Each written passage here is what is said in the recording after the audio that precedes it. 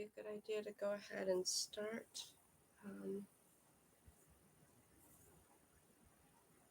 I do need to have tea first. Um, okay, that's.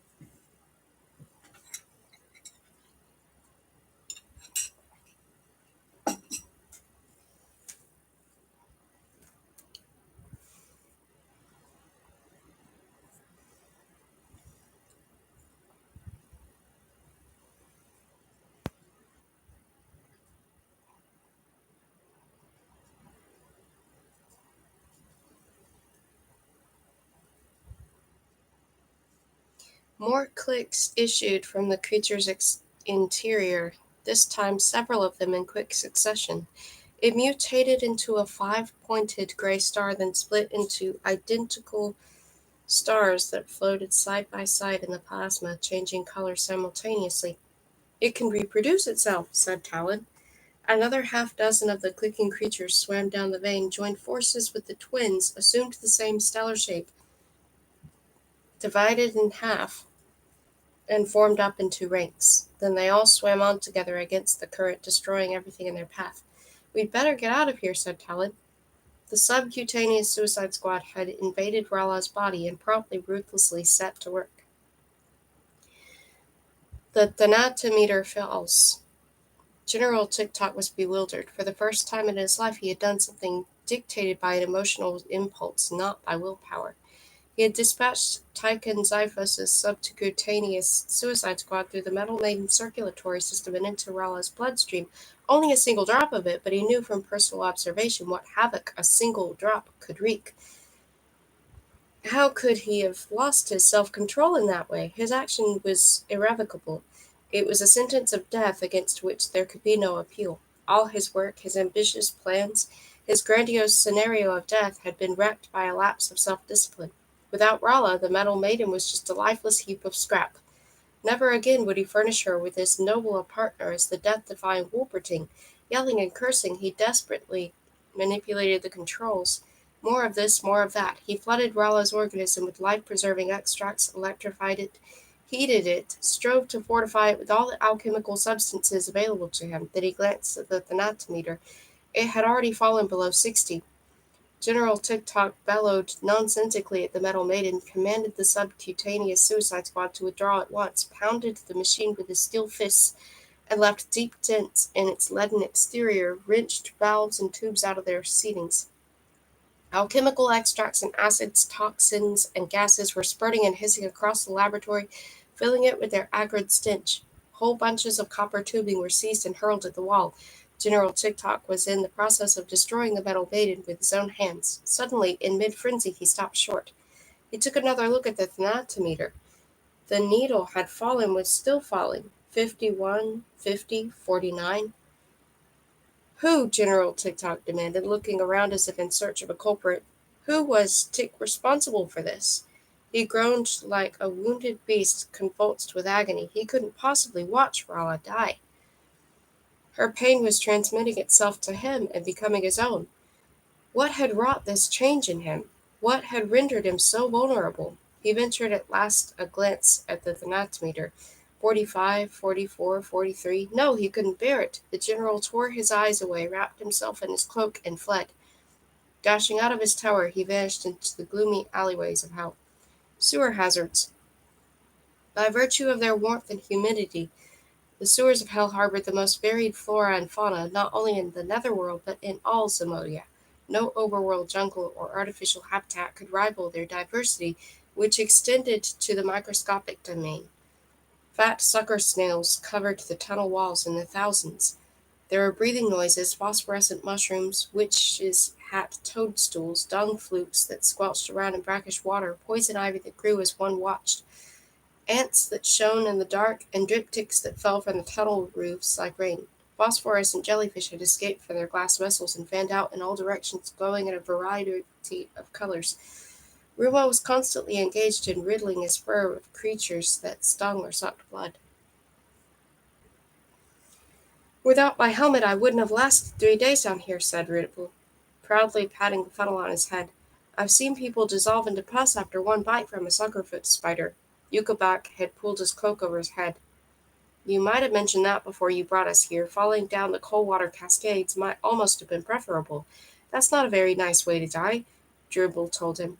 "They fall straight into molten lava and turn into steam. You're steamed first, then roasted, and finally asphyxiated by poisonous gases." "How much further is it to the theater?" Rumo asked. "Not very far, 2 or 3 miles. We're the prisoners' house. The Death Theater gladiators are kept in single cells," Yucabak told him. "The younger, stronger ones, that is. The prisoners that aren't considered so dangerous, mainly the older ones, are accommodated in a building right beside the theater. It's a big communal jail. That means there are 2 prisons you'll have to crack if you want to release all the Wolpertines." There was a distant rumble. A swarm of phosphorescent moths flew into the air. "What was that?" asked Yucabak. "A pipe burst," Ribble replied. "If we're lucky, our tunnel won't be swamped by it. And if we're unlucky," Ribble shrugged. "Who guards the theater of death?" Rumo asked. "Oh," said Yucabak, "only several platoons of bloodums armed to the teeth, plus the copper killers. No one you can't handle."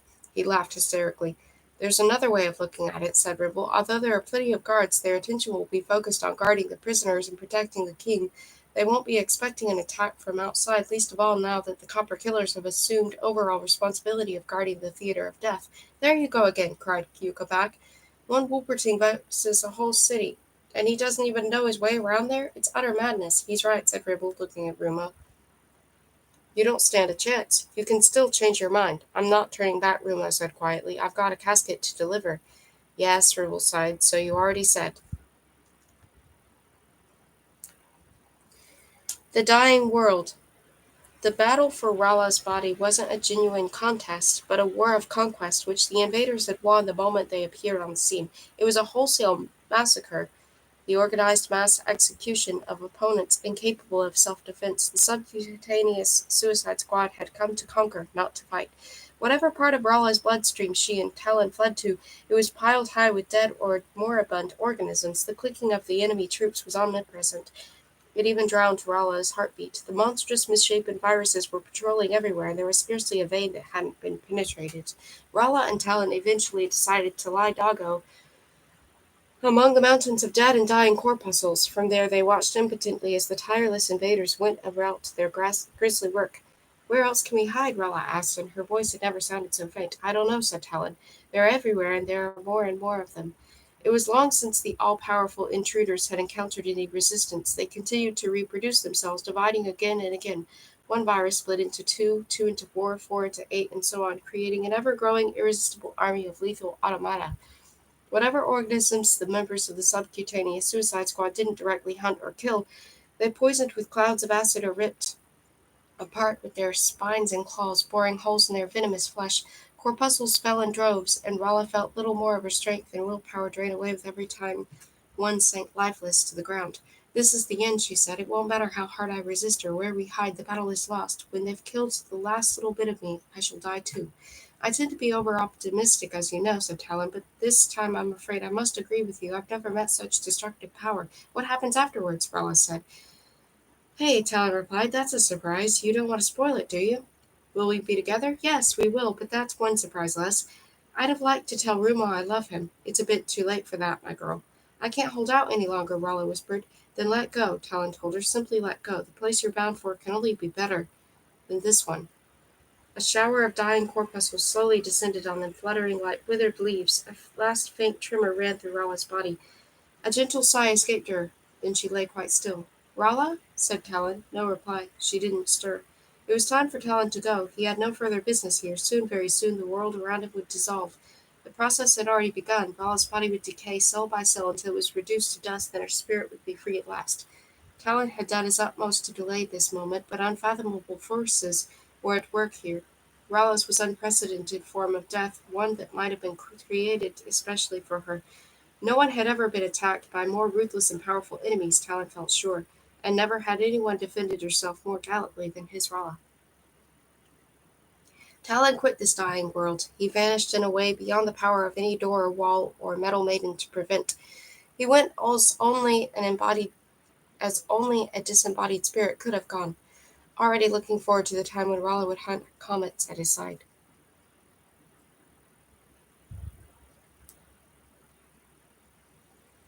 The snooper.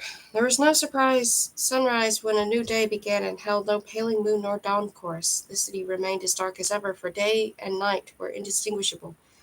All that marked the dividing line between them were the 12 deep bell notes that rang out across the city and made flocks of bats take wing in alarm. A Hellion day was twice as long as its day in Overworld, and the day that had just been rung in was destined to be a very special one.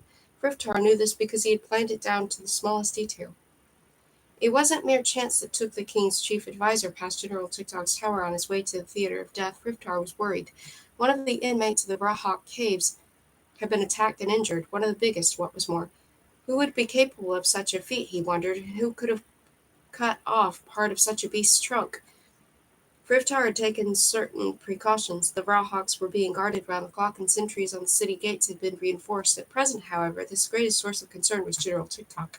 Riftar had now to pluck up enough courage to present the general with the king's demand that he fulfill his responsibilities and resume his regular attendances at the theater. He would not make it sound like an order or even a request. He would gift wrapped it nicely. He intended to convey the impression that he had personally staged today's sensational contest, which was to be the climax of the present series of Wolverine contests, as a favor to the Copper Killer's commanding officer. Riptar's heart was nonetheless beating faster than usual, as it usually always did. When he had to face the general, even Gornap was more predictable than this crazy mechanical monster. Whenever they spoke, Riptar felt like a snail crawling along the edge of a razor blade. He was about to knock on the tower's copper door when he noticed that it was ajar. This was unusual. Doors were never left unlocked in a city like hell. Riftar called the general's name loudly several times. No answer. Could he be asleep? No, impossible. Machines needed no sleep. The general was obviously out. Riftar giggled nervously to himself. This was an irresistible invitation to do some snooping. He couldn't afford to pass up such an opportunity. Perhaps he would discover something which to discredit his hatred rival in the king's eyes. Pushing the door open, he went inside. He usually employed other people to perform such missions. What a thrill it was to perform one himself. He wondered what the machine's home environment would look like. TikTok's tower was dimly illuminated by a few smoking candles, the little windows being covered with thick curtains. A smell of lubricating oil and metal polish hung in the air. There were weapons, of course, swords, rapiers, sabers of all kinds, hilted blades of every size, axes, spears, daggers, scythes, halberds, throwing stars. All were lying higgledy-piggledy on tables or arrayed against the walls, nothing but weapons, tools, and mechanical odds and ends, cogwheels and screws, nuts and bolts, pliers and spanners, no chairs, no bedroom or kitchen, but any number of mirrors of every conceivable size. Naturally, such was the lifestyle of a machine that never had to eat, sleep, or sit down. When alone, it tinkered with its works or admired its own reflection. Riftar stifled a laugh. He climbed a broad flight of black marble stairs to the next floor. General TikTok, he called again, for safety's sake. Hello? No answer. In he went. Riptar found himself in the Metal Maiden's chamber. He held his nose. The smell had hit him was strong. What in Gordab's name was this place? A laboratory? A torture chamber? Although Friftar had expected a murderous machine's interests and predilections to be mainly of a morbid nature, He was astonished that the general should have secreted such an antiquated instrument of torture in his private quarters. It was almost endearingly old-fashioned of him. However, TikTok had obviously brought the metal maiden right up to date, technologically speaking. All those tubes and valves, how they gurgled and hissed, roared and pulsated. The apparatus had recently been used, but why had some of the tubing been destroyed? How had the doors of the machine acquired all those dents? Someone had played havoc with it. What was in all the metal hoppers? Above all, what was inside the metal maiden itself? What terrible secret was he on the track of? There was no alternative. Frithar simply had to open another two doors, the ones in front of the metal maiden. Drawing a deep breath, he swung them back as slowly and cautiously as he could, quivering with pleasurable anticipation at the possibility that something horrific would reveal itself to his gaze. The microscopic invaders. In obedience to the irrevocable laws which Tyke and Xiphus had laid down for their benefit, the soldiers of the subcutaneous suicide squad, having successfully completed the destruction of Rala's bloodstream, were proceeding to destroy the rest of her body as well. They wanted to eliminate every last cell of it before emerging into the open and seeking a new fortress of flesh and blood to conquer. They did not realize that they were imprisoned within the Iron Maiden's metal casing.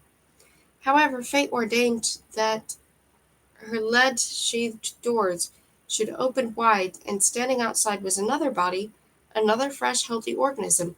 Having largely completed its work inside Rala, the subcutaneous suicide squad was eager to embark on a new mission. So Tyken's microscopic warriors fanned out, deserted Rala's veins, forced their way through her arterial walls, muscles, and epidermis, and emerged from her body in order to conquer Frithar. A sudden chill. The king's chief adviser had been prepared for any kind of horrific sight when he opened the metal maiden, so he was doubly surprised, indeed almost moved, to see a female Wolperting inside. Was she asleep? Was she dead? Had it not been for all those fine needles, had he himself withdrawn them from her body when opening the doors? She would have created a thoroughly peaceful impression. What a pretty creature! Why had he never seen her before? She looked as if she might have acquitted herself in the theater of death. Why had General TikTok kept her from him and the king? He felt her pulse. Yes, she was dead. Oh, he groaned suddenly. A spine-chilling sensation had assailed him. A breath of cold air from the dead Wolperting. It seemed to penetrate his every pore, infiltrate his body, and freeze his blood. He felt alternately hot and cold, dizzy and nauseous. His knees buckled and sweat broke out on his brow. He struggled for breath, his heart raced, and he had to cling to a doorpost or he would have slumped to the floor. The underside of his skin prickled, as if hundreds of ants were crawling through his veins. Oh, he groaned again. Then the sensation subsided. His strength returned, and he was able to release his grip on the doorpost. He breathed deeply and mopped his brow, staring at the dead Wolperting in dismay. What had he just experienced? Did those creatures possess certain powers, even death? Even in death, Frithar dashed out of the torture chamber and ran down the stairs, then out of the tower and through the streets of hell, trying to shake off he knew not what. He didn't stop until he was outside of the theater of death.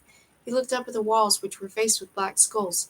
Ah, the theater, the scene of which would doubtless be the most exciting fight he had ever staged. This thought reassured him. He was still feeling a trifle unwell, but the forthcoming spectacular contest would be bound to banish the last vestiges of his malaise. It was high time to begin the systematic annihilation of those unpredictable Wolpertings.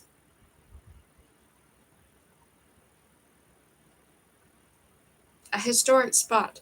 Although Rumo and his companions were still wading through Hell's slimy sewers, they had clearly left the oldest sector behind them, with its organic structures, obtrusive fauna, and curious flora. The channels here had been dug out by tunnelers. Rumo could see brickwork and plasterwork, and the authorities were clearly at pains to keep the walls free from the weeds and vermin. We're now in the civilized parts of the sewer, so to speak, immediately below the city center, Ribble explained. How much further to the theater? Asked Rumo. Only a little way, said Ribble. His voice had taken on a solemn note. We're already in the vicinity of a historic spot. What historic spot? Yuko demanded. You've got a surprise in store, Yuko, Ribble replied. Just follow me. He plodded on ahead down a tunnel faced with red marble. It was pleasantly cool, and the water flowing along it was clear. They took the opportunity to rinse off some of the grime, then marched on. Suddenly Ribble came to a halt. This is the spot, he said in a tremulous voice.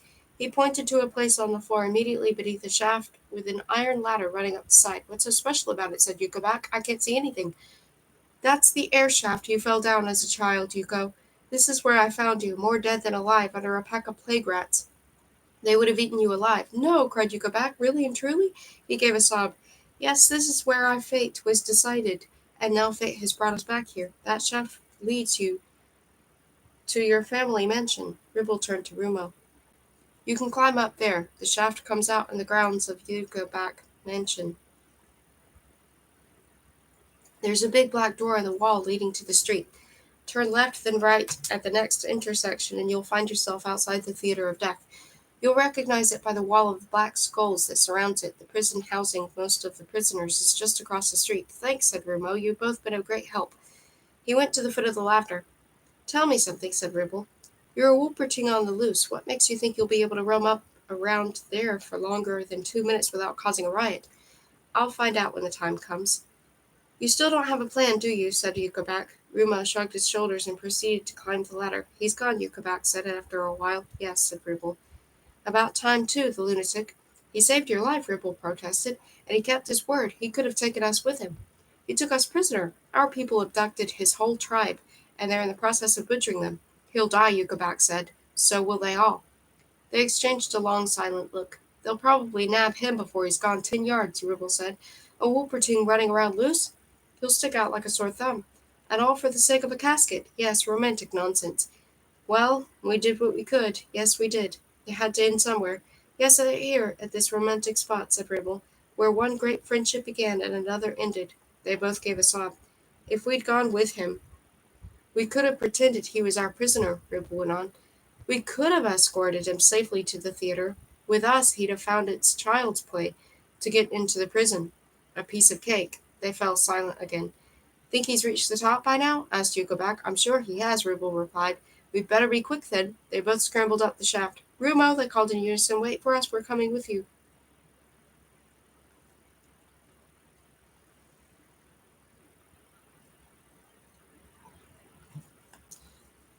The Theater of Death.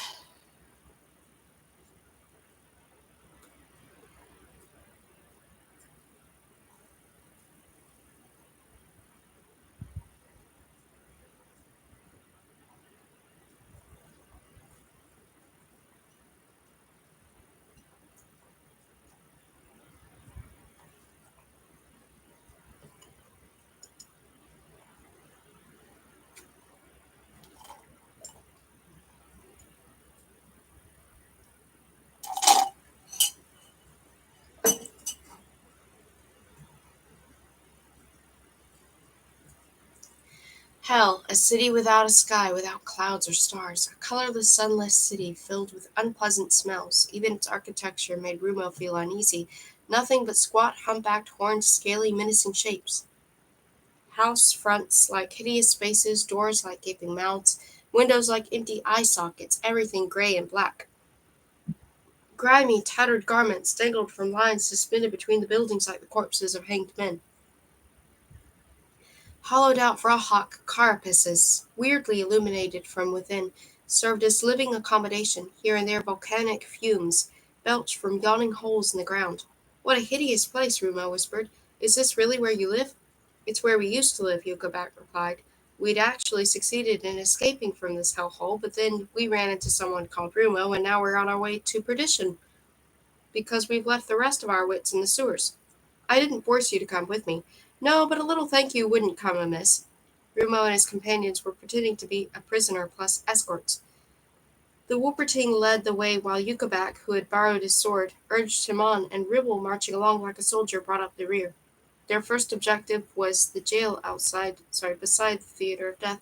According to Yukovac, it wasn't too heavily guarded. The streets are remarkably empty, said Ribble. The theater is probably staging a spectacular fight of some kind. They marched past a row of houses whose numerous windows, dimly illuminated by black candles, displayed sets of false teeth of every conceivable size. Whenever people came their way, Yukovac and Ribble strove to make an exceptionally martial impression, and Yukovac prodded Rumo in the back with his sword. Keep going, prisoner, he barked. No false moves. Don't overdo it, Rumo hissed. That sword is sharp. Shut up, you miserable scum of Wolperting, Yukovac growled. Shh, said Ribble. We're there. That's the prison. Rumo, who was holding his paws together behind his back, as if handcuffed, inspected the big black building. Grim and unadorned, it had no windows and only one entrance. An ideal prison. How many guards? That depends, Ribble whispered. Sometimes just two, sometimes a dozen. They only have one door to guard after all. It also depends on how many men they need at the theater. The prisoners in here are old and feeble, so they don't pay them much attention, shall I? Rumo nodded. Ribble knocked on the door. Who is it? Growled a deep voice. Zugo and Yog. Blibbering Kukoback of Friftar's secret police, Ribble called. We've captured a stray Wolperting who's probably escaped from here. No one escaped from here, said another deep voice. No one ever does.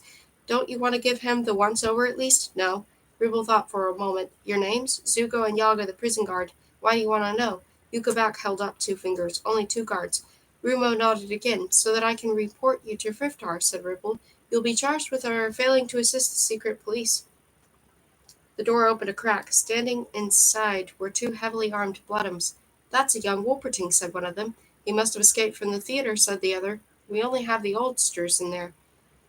May we come in? Asked Yukabat. We need some proper chains. This is only a makeshift job, and he's a dangerous brute. The Bloodums opened the door, grumbling, and Yukabat and Ribble pushed Rumo inside. By the time they followed into the dimly lit guard room, Zugo and Yog were lying senseless on the floor. You are quick, said Yukabat. No, said Rumo. Bloodums are slow.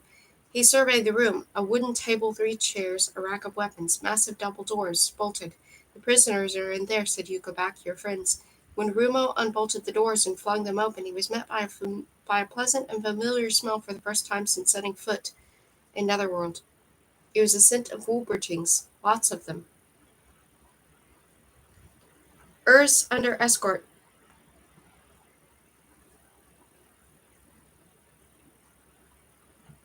For days now, the door of Urs's cell had been opened only so that some bread could be tossed in or his pitcher of water refilled.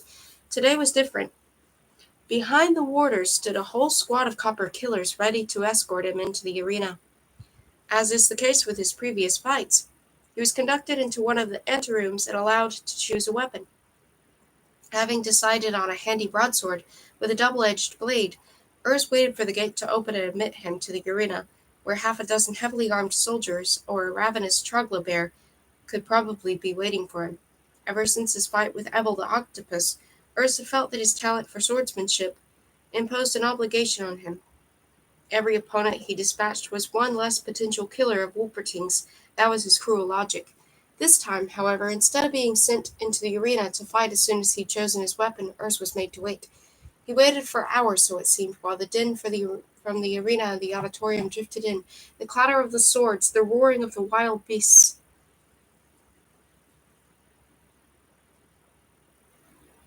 The spectators' applause. There seemed to be considerably more supporting bouts than usual, and he kept hearing Friftar's nasal voice delivering long-winded speeches during the intermissions. Urs grew more and more uneasy. He sensed that the theater of death had something very special in store for him, the reunion. When Rumo saw the prisoners in the big hall, he had a strange feeling of déjà vu. He was reminded of the moment on Roaming Rock when he entered the Demonical's larder, drenched with blood, to release the captive Hakonians. Once again he was greeted like a ghost, and once again no one spoke at first. The hall was huge and only sparsely illuminated by jellyfish torches. Most of the prisoners were sitting on the floor, but some were standing together in little groups. There was no furniture, just blankets and paillasses. Rumo recognized many faces in the dim light, teachers from school and craftsmen of his acquaintance, most of them elderly Wolpertings, but also a few Zamodians of other breeds. Olga of Dulsgaard was sitting on a straw mattress, staring at him in disbelief. Rumo, she said, her face was all stern authority. Rumo spotted the mayor, Jolly of Gloomberg, who was sitting with his back against a wall, gazing at him as incredulously as the others. Rumo, he said, why have they put you in here? Is something wrong with you? Are you ill? Wounded? Rumo knelt down in front of him. Nobody sent me. I came to release you. The mayor pricked up his ears. But weren't you taken as prisoner? I was in Nern Forest when they raided Wolperting. The city was deserted when I returned. There was a big hole in the ground where the Black Dome used to stand. I followed you down here. Have you any idea what this place is? The mayor asked. Where we are? This is Hell, the capital of Netherworld, Rumo told him. They drugged you and brought you here. Do you know where Rala is? Not here, anyway. What do you plan to do? I think it would be best if I freed the other Wolpertings first. They're held prisoner in a place known as the Theater of Death. I'll come back with them, and we'll all fight our way out of the city together. I like your plan, said the mayor. Perhaps that's what you're best at, making plans. No, said Rumo, it certainly isn't, but listen, I've got two allies who grew up in this city. One of them I'll take to the theater, and the other will remain outside for your protection and pretend to be guarding you. Keep quiet until we return. I'll see to it, said Jowly. Good, informed the others. Rumo rose, and the mayor proceeded to spread the promising news. Rumo was just leaving when a low voice stopped him in his tracks. Rumo, is that you? It asked from the shadows. He had to screw up his eyes to make out two figures seated against the wall. One was exceptionally big and bulky, the other exceptionally small and puny. Is Rumo here? Asked the puny little figure, opening its eyes. They were big and round and shone in the dark like two moons. Incredulously, Rumo took a step nearer. Volston, Smike, and Professor Calibri were sitting in there. Rolf alarms himself. Rolf had gathered, if only from the demeanor of the soldiers who fetched him from his cell, that he was in for something out of the ordinary. They treated him with the utmost caution, indeed with respect. He was partly because of his prowess in the theater. Rolf was known as the crazy artist of death, who could be in several places at once. His strategy was unchanged. He would try to take the insane little king hostage and exchange him for the release of Rala and the other Wolpertines. It simply meant that he had to be faster than the copper killer's crossbow bolts. Having been conducted to the table with weapons on it, he put on 3 belts instead of one. Once he buckled round his waist, the other 2 round his shoulders. Then he loaded them with 2 swords, 6 knives, and 4 spiked metal throwing discs. A small axe completed his arsenal. This being the day he had longed for most and dreaded most, he wanted at least to be adequately equipped for it. From Mercombe to Hell. After Smike had finished reading Professor Ostafon Calibri's lighthouse log, the Mercomers captured him in a most bizarre manner. At first they merely formed a silent, motionless circle around the lighthouse, and Smike simply remained inside. Suddenly, however, the Mercombe Trombophone Orchestra struck up. Its weird music caused the dense, dark fog enclosing the lighthouse to swirl round so violently that it pressed up against the big picture window, and made it bulge inwards in an ominous way. At this, Smike lost his nerve and surrendered. The Mercomers then escorted him, still in silence, to a building where, for several days, he was imprisoned in one room with the Professor Ostafon Calibri, who made a mentally deranged impression in 7 other captives, all of them Midgardian dwarfs. The dwarfs were also in a state of temporary dementia as a result of being gradually poisoned for weeks by the fog. They believed themselves to be considerably more numerous than they actually were, and it wasn't long before Smike felt he was locked up, not just with 7 of them, but with several dozen. Then one day the door of their prison opened, escorted by a dozen brutal-looking bloodums, among whom Smike was surprised to see Cromek Tuma, Zorda, and Zorilla from the Glassman Tavern. They were conducted through dense fog to a cave beside the sea. From there, by way of a labyrinthine system of stalactite caves, they descended deeper to the ground, and eventually, after a long and arduous march, reached Hell. They were attacked 3 times en route by huge predatory insects, resembling a cross between a spider and a moth, and 3 of the bloodums lost their lives. Once in Hell, Calibri and Smike were classified as second-class prisoners and consigned to the prison near the theater. The professor had regained his sanity, so they were at last able to resume their scholarly conversations, though not in the conditions they would have preferred. Then, not long ago, the prison filled up with the Wolpertines. Smike had questioned them about Rumo, but in vain. They all knew of him, but had no idea of his whereabouts. Now Rumo had re-entered Smike's life in much the same way as he had stumbled into the cave on Roaming Rock while still an inexperienced youngster. Many questions, one riddle. Smike? Rumo exclaimed in amazement. Who else? Smike replied, baring his shark's teeth and grin. You, Rumo, me, Smike. Hello, Rumo, said Calibri. Hello, Professor, said Rumo. I see the 2 of you have met up again. It's a very long story, Smike said. I'll save it for later. How did you get to Netherworld, my boy? What brings you here? I've come to rescue my fellow Wolpertines. Calibri's eyes glowed. You mean you aren't a prisoner? He asked. And you managed to get here all the way across Netherworld and Hell? Said Smike. His grin widened. Your presence fills an old friend's heart with hope. Roaming Rock was a different kettle of fish, Rumo reminded him. That was just an island teeming with monsters. This time it's a whole city. Smike raised several index fingers. One grows into one's work, he said.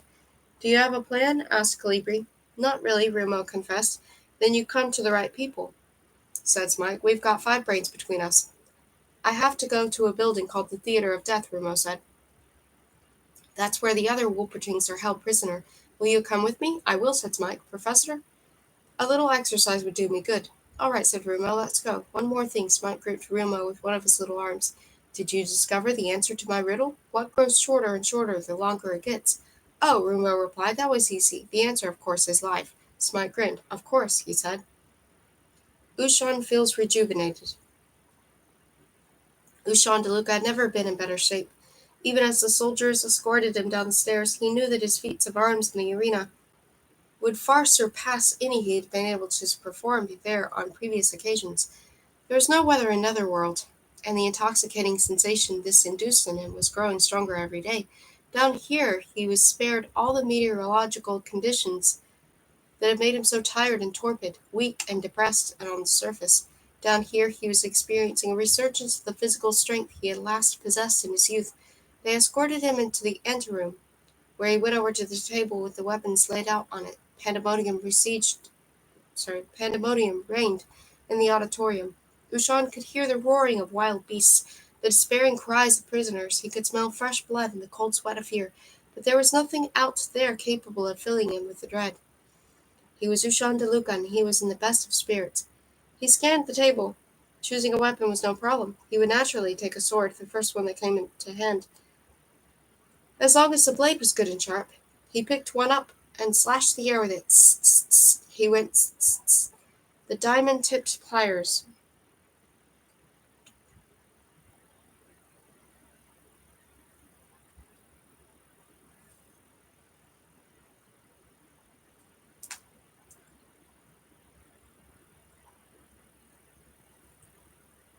General Tick-Tock was roaming the streets of hell.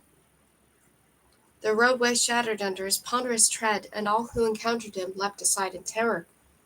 What was his pain inside of him? Nonsense, he was incapable of feeling pain. He had no nervous system, he was a machine. But in that case, why was he in such agony? What was this thought that obsessed him? The thought of Rolla's death? He realized that hidden within him, in the depths of his body, was its bristling array of weapons, was something capable of suffering. Never had he felt that more clearly than he did now.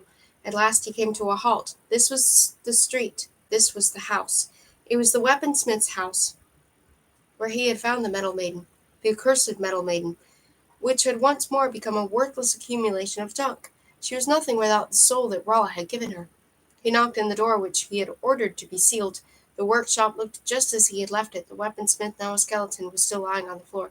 General Tick-Tock had come in search of something. He was after the huge, dangerous-looking pliers with the diamond-tipped teeth, which looked as if they could have torn a copper killer apart. Where were the confounded things? He overturned workbenches and shoveled scrap metal aside, sending screws and iron components flying through the air. There were the pliers. He weighed them in his hand. Yes, they were powerful pliers with the ingenious hydraulic mechanism and sparkling teeth tipped with diamonds of the first water. General Tick-Tock applied them to his ribcage. Surely they would help him to discover the accursed thing that was causing him so much pain deep inside. The silver thread. Rumo, Smike, and Calibri had agreed that Ribble should stay behind with the elderly Wolpertings, pretended to be guarding them and keep the outer door locked. Zugo and Yog were bound, gagged, and carried into the main hall, where they were covered with straw. Smike, Calibri, and Yukabak would accompany Rumo to the theater of death and release the other Wolpertings. Yukabak's intimate knowledge of the building would enable them to enter it unobserved.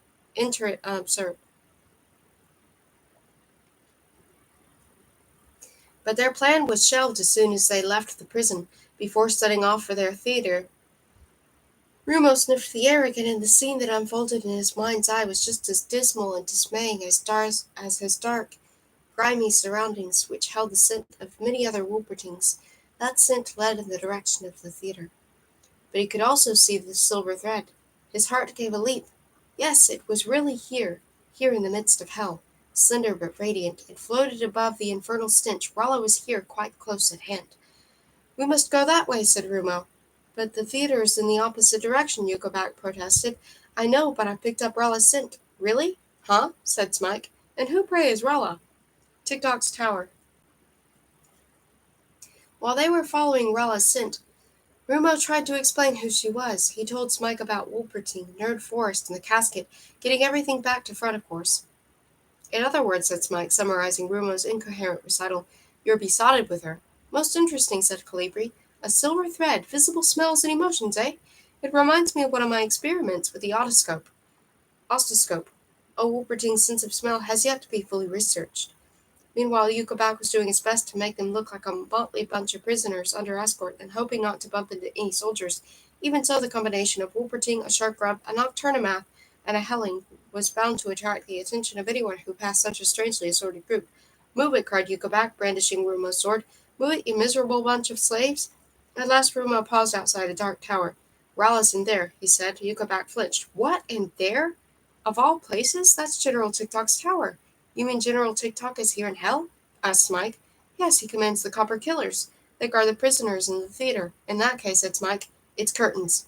I'm going in, said Rumo. Rolla's in there. What if General TikTok's at home? Asked Yukovak. Then I'll kill him. Give me my sword. Oh, sure, Yukovak said with a sigh. Of course you'll kill him. No problem. The three Although convinced that what awaited him there would be unpleasant, Urs felt relieved when he was finally permitted to enter the arena. The auditorium was packed. Friftar, standing beside the balustrade of the royal box, cried, The Theatre of Death presents Urs of the Snows.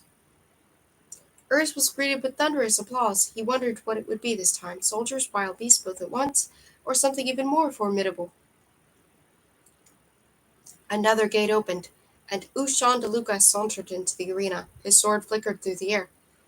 Tss, went Ushan. The Theatre of Death presents Ushan de Luca, cried Friftar. The applause swelled. Urs was impressed. Another Wolpertine?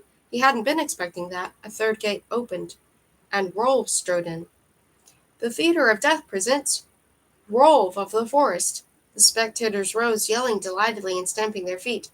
Urs was puzzled. Ushan and Rolf? Were the three of them going to fight as a team? Freeze! Bellowed the audience.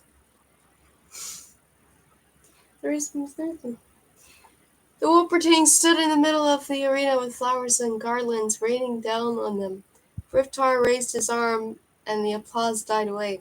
In case you aren't familiar with the rules of it, he called to the prisoners below, allow me to acquaint you with them. Ushan, Rolf, and Urs glanced at each other in surprise. Main essential, cried Friftar, is that two of the participants end up dead, not just one. The stupidest fighter always dies first. He's the one with the most qualms about killing one of the others in league with the third. Once he has been dispatched, the two survivors fight to the death. We won't fight each other, Urs shouted up at the box. Gornav joined Friftar at the balustrade. Tell them, he hissed. Tell them wath to ekpext if they feruse. Oh yes, Friftar called. I almost forgot.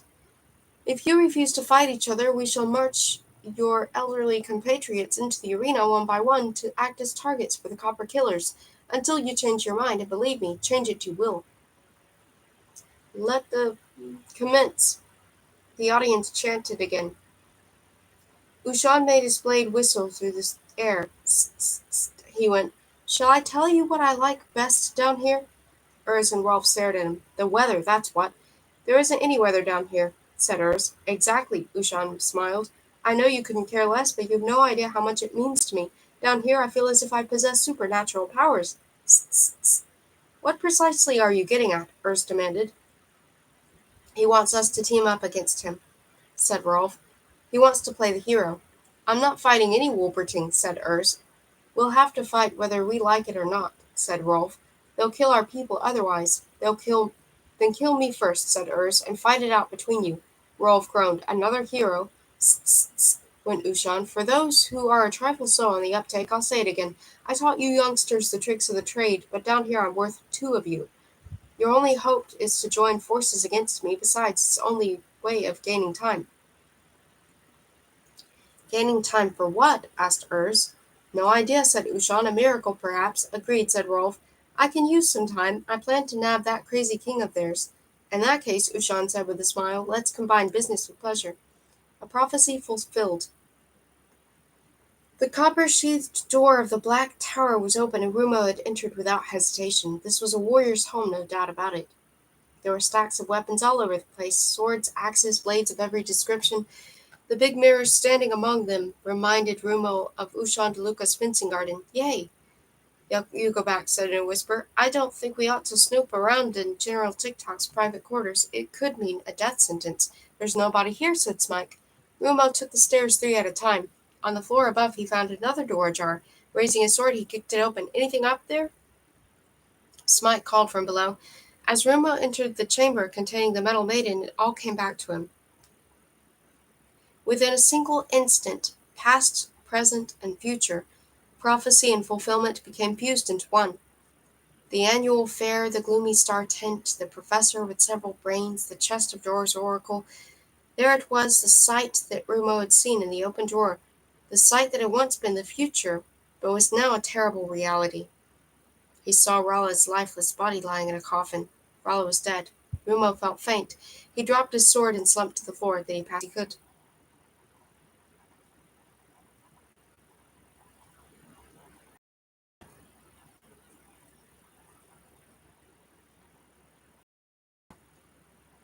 For a moment.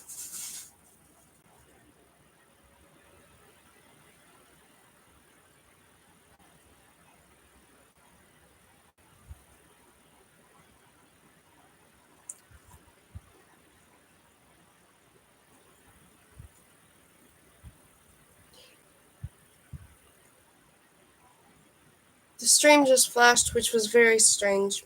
I'm going to be right back. I don't know what would cause that.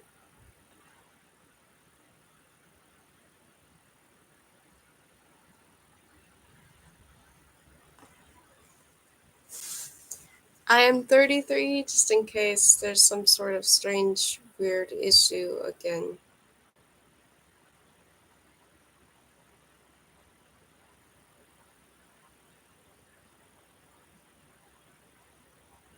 Okay, I'll be right back.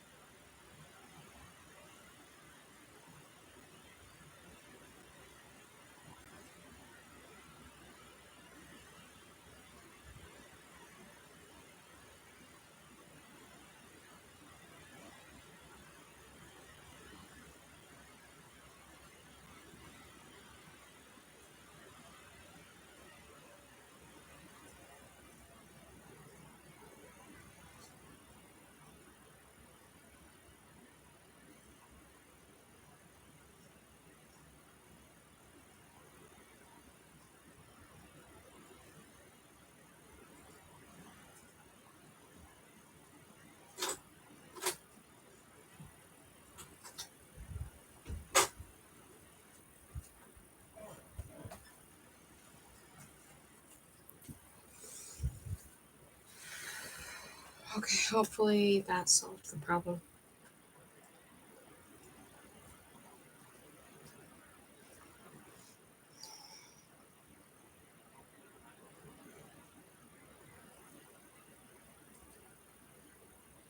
It was ages since he'd held a weapon in his hand. Hastily he grabbed a spear. Someone rapped on the outer door.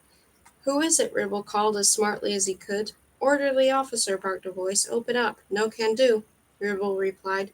Why not? Quarantine. An epidemic has broken out among the Wolpertines. I'm not here to inspect the Wolpertines, only the guard. Hell, muttered Ribble. What did you say? Nothing. So open up, or do I have to fetch reinforcements? Ribble opened the door.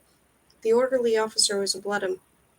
He came and looked around in a skeptical manner and stationed himself in front of Ribble, whom he topped by several heads. Zugo and Yog are supposed to be on guard duty. Where are they? He snapped. Off sick, sir, barked Ribble. Sick? What, both of them? Asked Bloodham. I saw them only this morning. They were fit as fiddles. They're under observation, said Ribble. It's this epidemic. The Bloodham took a step backwards. Is it catching? Very. The Bloodham eyed Ribble suspiciously. What are you doing on guard duty, anyway? I've never seen a homunculus here before. I'm the first homunculus in the guard detachment. It was an idea of Friftar's. Ribble saluted. So why aren't you in uniform? What's the outfit you're wearing? I had to surrender my uniform for disinfection. The epidemic, you know. Why are you on your own here? 2 centuries are the regulation number. My comrade has gone off for a pee, sir. Peeing on duty is against regulations. Yes, sir, I know the regulations. Really? Then I'm sure you also know the regulation that says carrying a crossbow is obligatory while on guard duty. Spears are prohibited. Yes, I know, but all the crossbows are needed at the theater. Oh, so you know it, do you? That's odd, because no such regulation exists. Who exactly are you? The Bloodham reached for a sword. Ribble's spear shot out and caught him in the throat. The Bloodham's knees buckled. With a gurgle, he clashed to the floor and lay inert at Ribble's feet. Yes, Ribble asked himself, who exactly am I? A servant? A citizen of hell? No, no longer. Then it came to him. He gave the Bloodham's corpse a kick. You wanted to know who I am? He said. I'm a rebel. For Ralla's sake alone. Rumo regained consciousness to find Smike, Yucaback, and Colibri bending over him. He was lying on a table on the ground floor of the tower. He tried to sit up, but he was too weak. Lie there for a moment, Rumo, said the professor. You'll soon feel better. Where's Ralla? Still upstairs. Is that Ralla you were talking about? Asked Spike. Yes, said Rumo. What happened to her? Someone killed her, said Yucaback. That's what more. He must have tortured her first. It can only have been General TikTok. No one else sets foot in this tower. She can't be dead, Rumo said. I can see the silver thread. It can still detect her scent. At the risk of sounding irreverent, Colibri said gently, the dead have a scent too. It doesn't disappear until they turn to dust. I must go to her, said Rumo. He rose with an effort and made for the stairs. Spare yourself, my boy, said Smike. Rumo climbed the stairs. He knelt beside Ralla's leaden coffin and wept, and the prophecy was fulfilled at last. He remained kneeling there for a long time just as he had seen himself kneeling in Professor Nightingale's tent. When he rose to his feet again, he made a resolution. Everything he did from now on he would do for Ralla's sake alone. 2 against 1. Down here, thought Urs, Ushan DeLuca was truly worth 2 of him and Rolf, if not 3 or 4. He whirled across the arena with them, as if this were a dancing lesson, and the fencing master was definitely in charge. I'll be right back.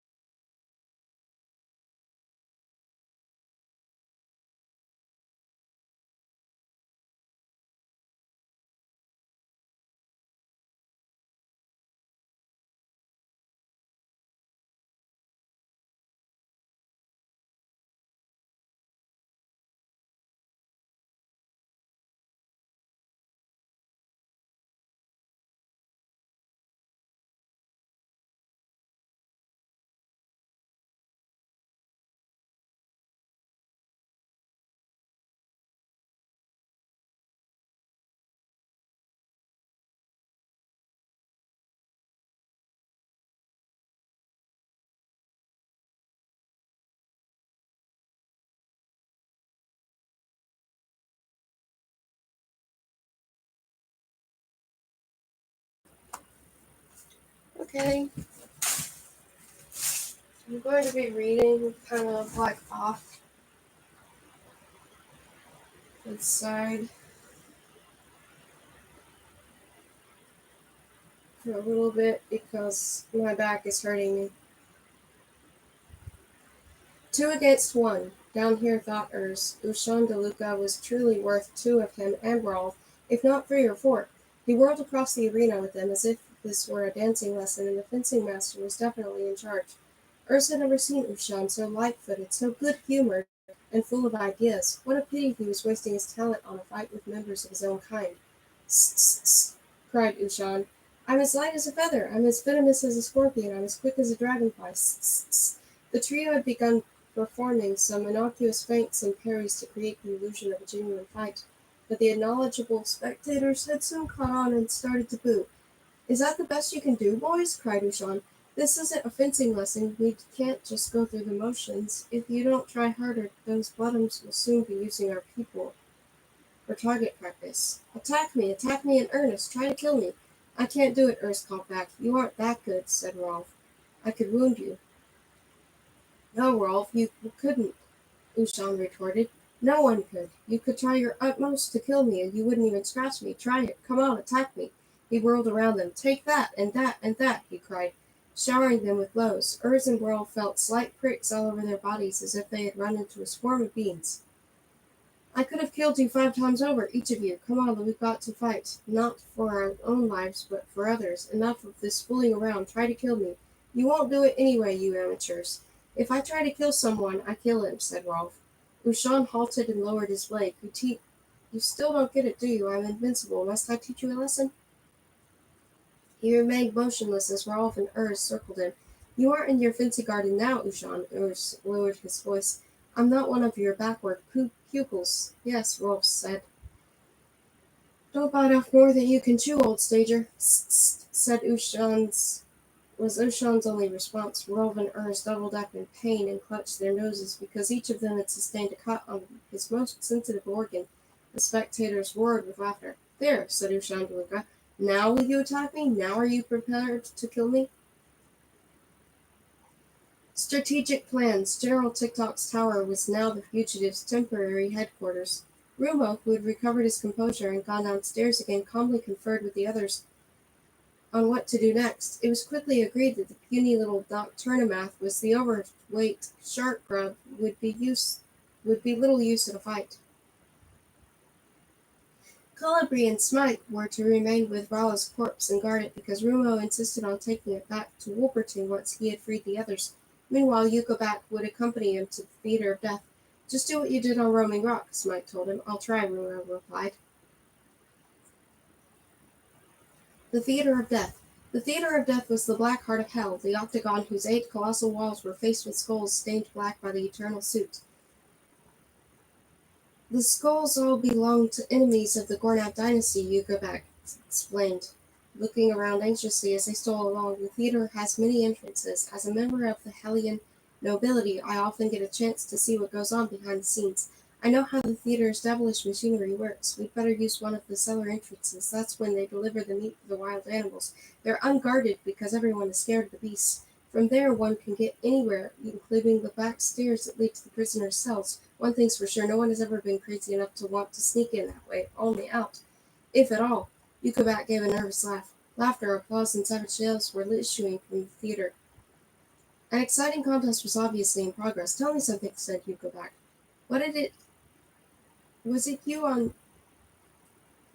What was it you did on this Roaming Rock?" "I killed as many enemies as I could," Rumo replied. "I see," said Yukovac. "So you don't have a plan after all." Getting in was easy. They climbed in through an unbarred window at the rear of the theater. The cellar in which they found themselves was full of gnawed bones, and the stuffy air was thick with plump, buzzing bluebottles. The muffled roars of a wild animal were coming from somewhere nearby. Yukovac opened the inner door, which gave on to a dark passage flanked by another dozen doors. Yukovac tried one of them, only to be confronted by a 6-foot spider with ruby red fur, 8 yellow eyes the size of dinner plates, and marbled gray wings like a moth. The The spider turned its attention to the two intruders and fluttered its wings. Yukovac slammed the door and hurried. Sorry, he said, wrong one. The next three doors he opened only a crack and promptly shut again, having been greeted respectively by an awe-inspiring roar, an infernal stench, and a writhing tentacle. At last he found the right door.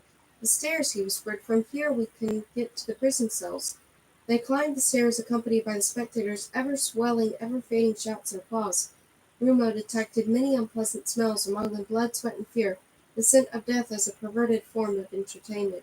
At the top of the stairs they found themselves looking down a passage dimly illuminated by a few torches. Rumo was astonished by the sight that met his eyes. At the end of the passage was a black wooden door, with a heavy table in front of it, and dozing at the table, which bore several empty wine bottles, were three guards. They were Bloodums, and they were snoring softly. But the most astonishing aspect of the scene was not the soldiers' dereliction of duty, but the fact that Rumo knew all three.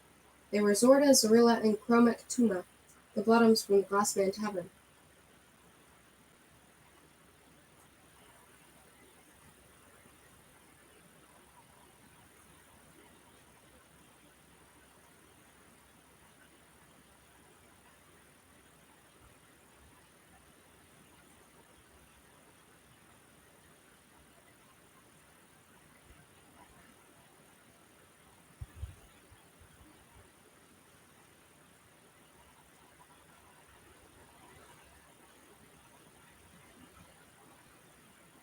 Kromek, Tuma, Zorda, and Zorilla. After Rumo and Smike had left them barking madly in his tap room at the Glassman, Kromek Tuma had undergone a surprising transformation. He had bettered himself professionally, acquired a set of firm friends, and found his true home. Best of all, he had never barked since. Kromek had recovered from his fit of dementia just in time to catch Zorda and Zorilla in the act of showing his possessions and sacks with a view of making off with them. He won the terrible fight that followed because the other two were still groggy after their encounter with Smike and Rumo. While waiting for Zorda and Zorilla to recover their senses, Kromek debated whether the innkeeper's trade was really up the street. He detested waiting on people. He hadn't made a bean, and whenever he awoke from one of his fits, he found people busy robbing him. His life had gone wrong somewhere. Listen, Cormac Thomas, said a familiar voice in his head. I don't think you're cut out to be an innkeeper, was the voice of the glass man who had commanded him to build the tavern in the first place. But you told me, I know I was wrong, I admit. But I'm a mental illness. You can't hold me responsible, can't I? No, I wasn't in my right mind, but this time I see it all clearly. My mind is clear, crystal clear. Clear as a diamond composed of pure thought subjected to extreme pressure. Do you know how clear that is? No, said Cormac. It's insanely clear, my friend. Listen, you should take up your old profession again. In my opinion, the mercenary's trade is the only one that suits you. I don't know, it won't be easy to land another job in the mercenary army. I marched around Prince Hussein Banana's head on the end of a spear. People get to fear that sort of thing. Generals don't care for it. I know, but I'm not talking about any army up here. Ever heard of Netherworld? Sure, there's another some nut blathering about it every campfire, but what would you say if I told you the Netherworld really exists? I'd say you were nuts. And you'd be absolutely right, seeing as how I'm a mental illness, but my information about Netherworld's existence comes from a crystal clear source, as clear as what source? Another mental illness. You mean you screwballs can communicate? Of course we can. We're in touch with each other, telepathically touch voices, all of us are voices that. Yes, yes, said Cormac, clutching his brow. Spare me the details, I'm getting a headache. My information about Netherworld comes from someone by the name of Gornab, said the glass man. You've got names? Of course, I'm the glass man. Then there's Gornab, and the Howling Hound, and Stroba the Screamer, and 12-tongued Tadpole, and... all right, so there's an army down in Netherworld? Oh, what an army! They only take the scum of the earth, and anyone who lacks even that qualification becomes a general. How does one get there? There are many routes to Netherworld. I recommend the one that goes via Merkholm. Why? Because it's the craziest, the glass man gave a diabolical laugh. The route to Netherworld. When Zorda and Zorilla regained consciousness, Kromek made it clear that the next time they tried to rob him, he would dice them, pickle them, and take them along as iron rations for an emergency. Realizing that he was in earnest, they swore to turn over a new leaf. The three of them later became best friends because, however stupid, brutal, and underhanded they might be, Bloodum seldom bore a grudge. Cormac told the other two about his plan to go to Netherworld, and Zorda and Zorilla, who thought it sounded a place after their own hearts, decided to join him.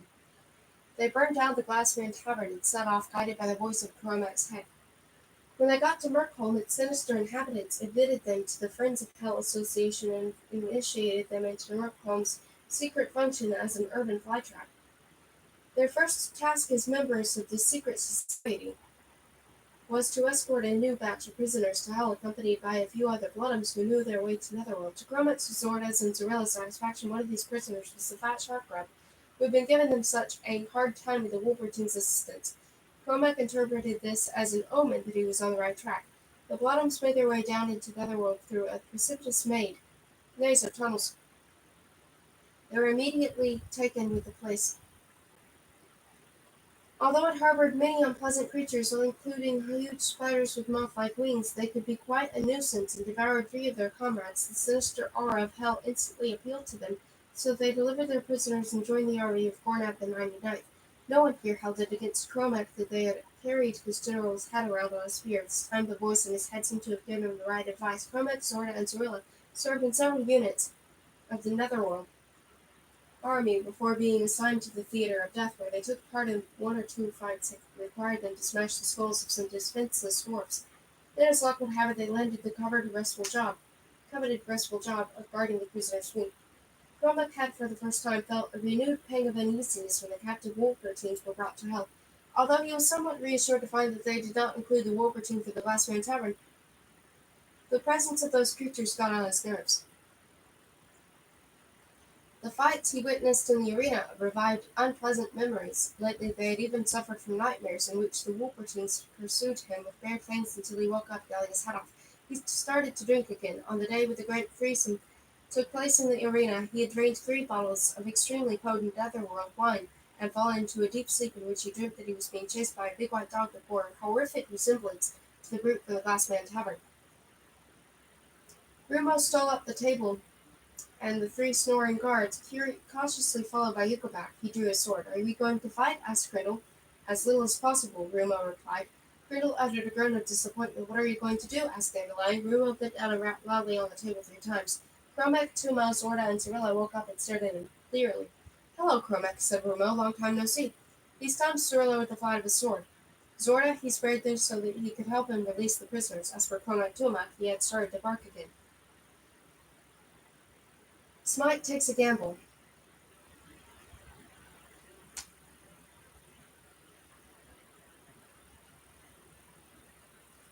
Smite gazed mournfully at Bralla's face as she lay there in her metal coffin. What a noble, beautiful creature, he thought. What an ideal mate for Rumo she would have made. "What would you say," Professor Calibri asked casually, as if inviting Smite to play chess with him, "to helping me to get the better of death?" "What?" Smite said dully. "I was wondering if you'd care to join me in a little scientific venture, one in which you would combat death and work on your own immortality at the same time." The professor gave him an encouraging smile. "If you feel obliged to relieve the tension by cracking more of the jokes, it must be your nocturnomathic sense of humor.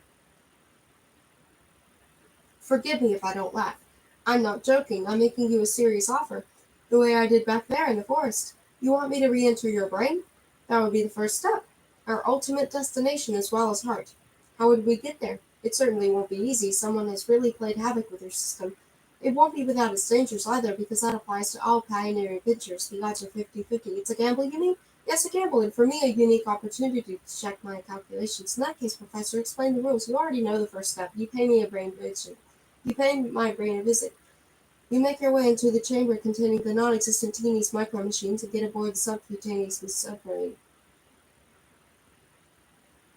Then you travel in it from my bloodstream into Ralla's. Once there, you use the non-existent Teeny's instruments to start her heart beating again. That's all. That's all, Smike laughed. Nothing more? How do I get from your body to Ralla's?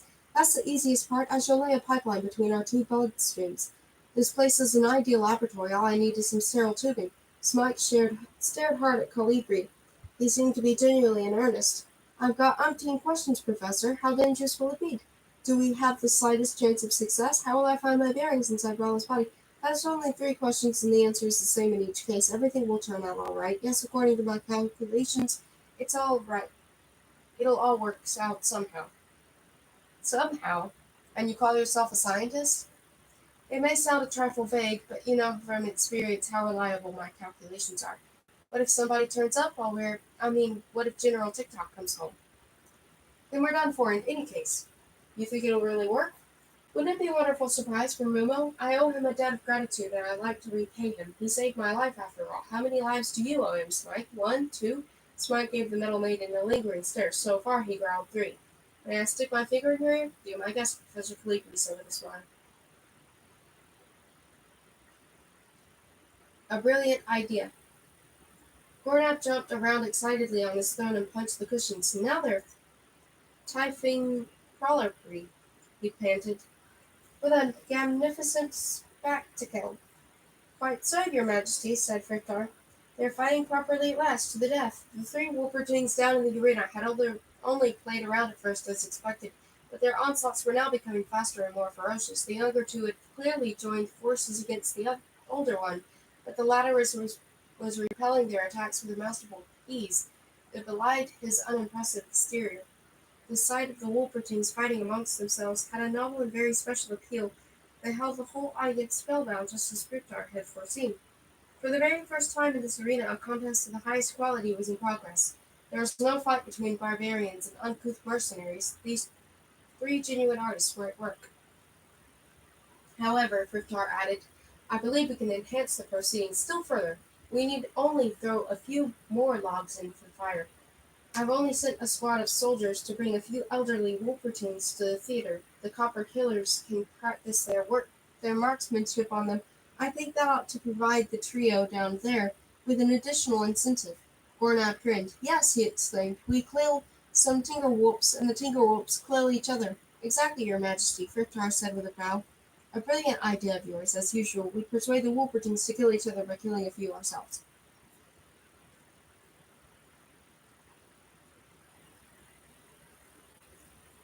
The theater guard. Ribble had already deduced from the rhythmical clank and jingle of armor that a sizable body of soldiers was approaching the prison. Someone knocked on the door. Who is it? Ribble barked. Theater guard, came in crisp reply. We've come to recruit some Wolpertings for the theater of death. One moment, said Ribble. He opened the door. Standing outside were a dozen heavily armed soldiers. It was hard to tell exactly what they were under their armor. Come in, said Ribble. The soldiers entered the prison. What's that bloodstain doing on the floor? The sergeant demanded. The Wolverine got up and he had to kill him. Good, said the sergeant. Then, hey, why aren't you in uniform? Mine's covered in blood, Ribble said grimly. Wolverine blood. We're bolting. How many prisoners do you need? Half a dozen as targets for the copper killers. Great, Ribble laughed. All right, help yourselves. He unbolted the door to the man called him sergeant and stood aside and the soldiers marched in. Halt, shouted the sergeant. Stand to attention. The soldiers stiffened. Their eyes took a while to get used to the dim light. The sergeant, too, had to blink several times before he made out what awaited him beyond the door. Dozens of Wolpertings were drawn up in a semicircle, and they made a resolute impression. They were on the elderly side, but most were armed. One of them, a massive specimen with a notch in his skull, stepped forward and said, You'd better surrender. Ribble held his spear to the sergeant's throat. Zorda was a fool, but he knew he hadn't a hope against Rumo on his own. Zorilla was out for the count. And who knew when Kromek would stop barking? Rumo leant across the table with his sword point at Zorda's throat. Listen carefully, he said. You're now going to tell me, and make it short and snappy, exactly how the Wolpertings are held prisoner. You won't lie or hold back any important details, and you won't make any false moves, either now or later. If you do all those things, you may escape with your life. Fire away. The cells have two doors, said Zorda. One in front leading out to a gallery inside the theater, and one behind which leads to the secret stairs. The chains in the cells have to be unlocked separately. Good, now you're going to help me open the doors to the stairs and unchain the prisoners. You don't have a hope. The theater is guarded by the copper killers. You can either help me or die. Which do you prefer? Hard to say, said Zorda. It'll probably amount to the same thing. The Kingdom of Death.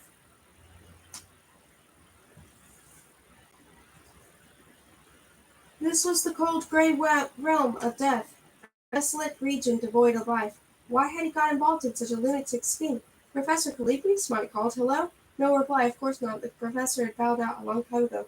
The rest had been so easy thanks to Calligraphy's assistance, traveling through his brain to the chamber containing the non-existent Teeny's micro-machines, activating the subcutaneous submarine with the aid of its contentment servo mechanism, steering it through the idiosprites into Calibri's bloodstream, and getting from there into Ralla's bloodstream, telepathically guided by the professor himself, who knew his own body better than any anatomist.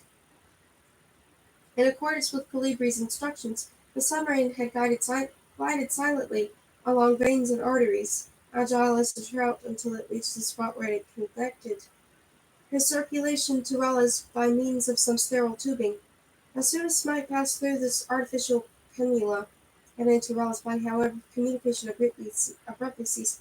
The lightning inside the vessel faded to a dull glow, and the electrical hum died away. Smite could still see through the translucent membrane, but all that met his eyes outside was a strange, lifeless world. He was dependent on himself alone. The submarine's electric motors stopped, leaving it adrift in a slowly cooling, coagulating plasma of a vein whose floor was strewn with dead corpuscles and other microorganisms. It resembled a battlefield after a crushing defeat. Being inside Raleigh's dead body was entirely different from visiting Calibri's brain. This was no realm of ideas equipped with floating information silos. There were no cubes or parallelepipeds, pipeds, no luminous trapezoids or pyramids, no orderly thoroughfares. Everything here was knotted and entangled in wildly proliferating junk and vegetation.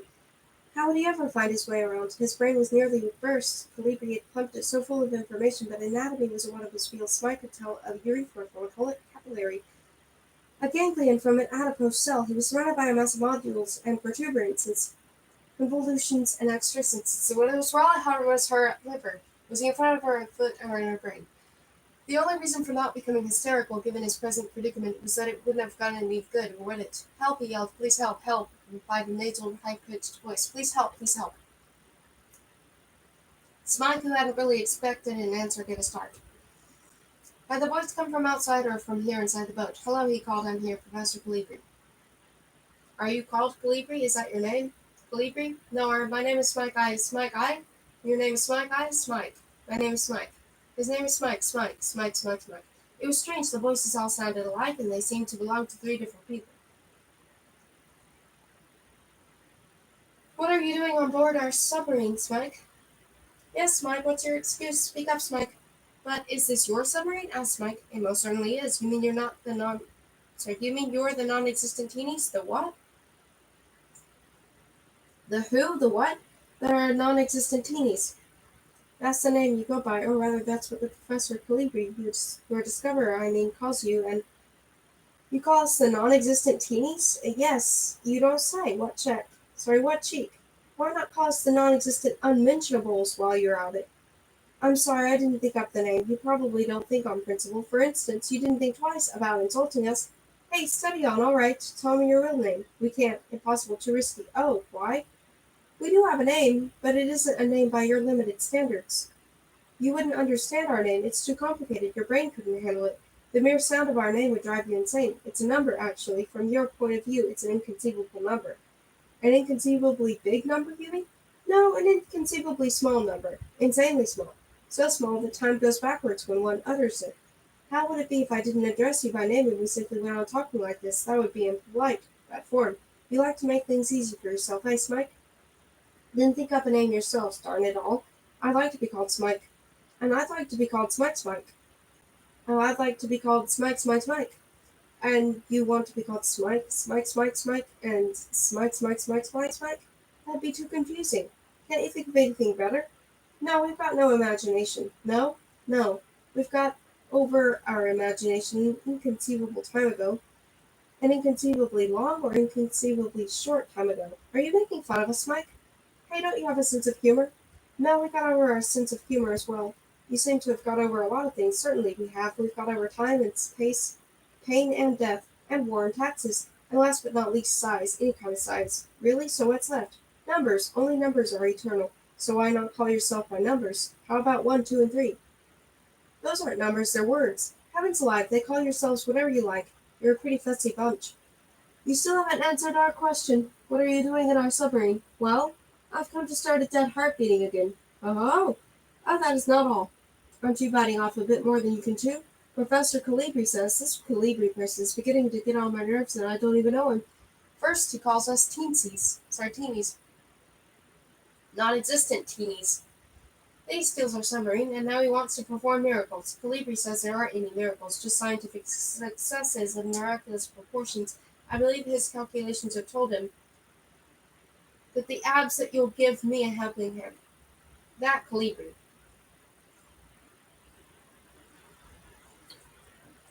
Fancy claiming that we'd help someone who's pinched our submarine to perform a miracle, even though there aren't any miracles. Give us one good reason why we should help you. Just one.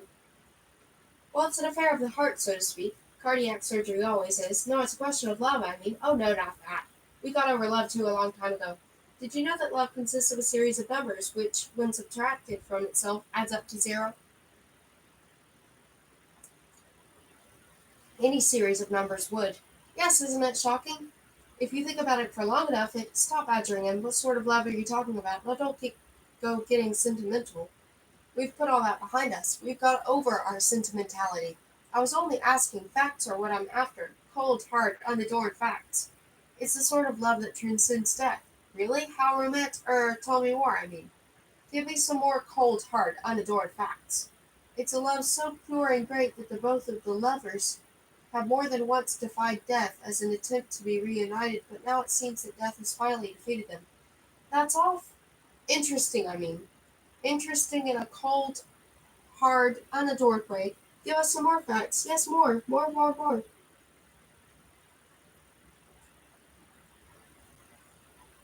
Frithar feels unwell.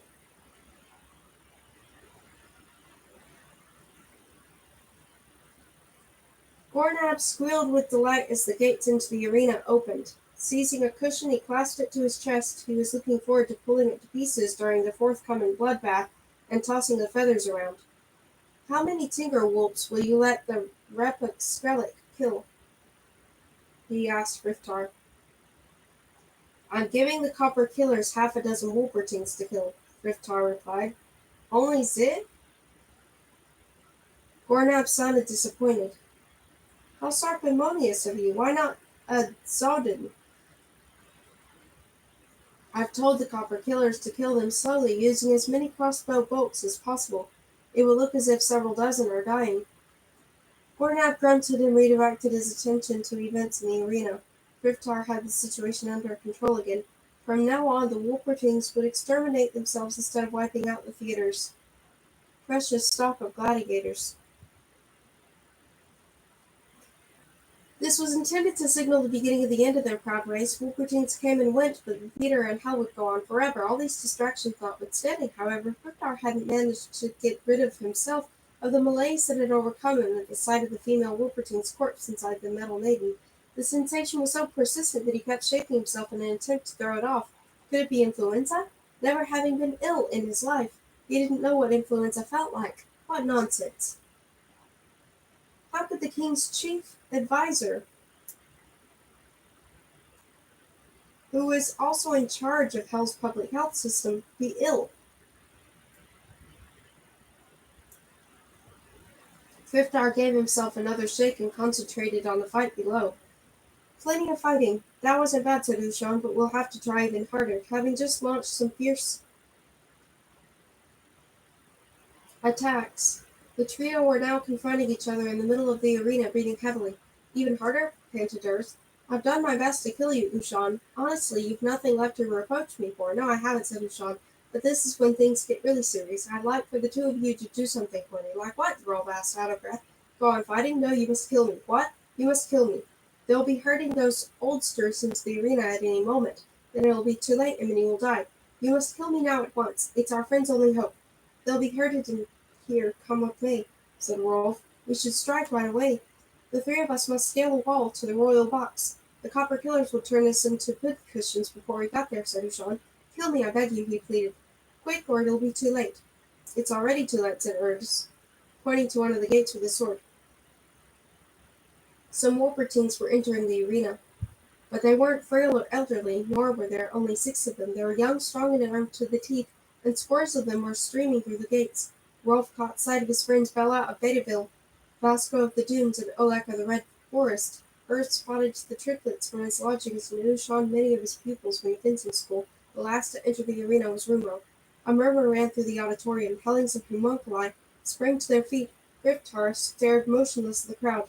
Gornab screamed, and the Copper Killers reached for their crossbows. Rumo ran out in the middle of the arena, where Rolf, Ushan, and Urs were still standing.